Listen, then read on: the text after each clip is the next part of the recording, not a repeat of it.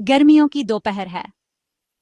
Reach पसीना पोंछते हुए कहता है, आहा, काश मुझे अभी ठंडी आइसक्रीम मिल जाए। इसी वक्त बंदर दरख्त पर लटका हुआ है, हाथ हाथ में आइसक्रीम पकड़े हुए हंस रहा है। बंदर चमकदार आंखों के साथ कहता है, भालो भाई, तुम्हें आइसक्रीम चाहिए तो मेरी शर्त मानो। रीच हैरत से पूछता है, कौन सी शर्त? बंदर शरारत से बोलता है, अगर तुम बगैर गिराए आइसक्रीम को दम से पकड़कर खाओ तो ये तुम्हारी हो। रीच अकड़ते हुए कहता है, अरे ये कैसे होगा, मेरी दम तो मोटी है। बंदर कहा लगाकर कहता है, इसीलिए तो मजा है।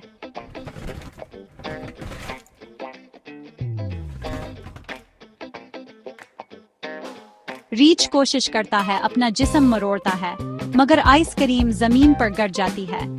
रीच अफसरदा होकर कहता है, वो नहीं, फिर से गिर गई। बंदर आइसक्रीम चट करते हुए कहता है, कभी कभी भूलापन भी मजेदार होता है, खास तौर पर जब आइसक्रीम किसी और की हो।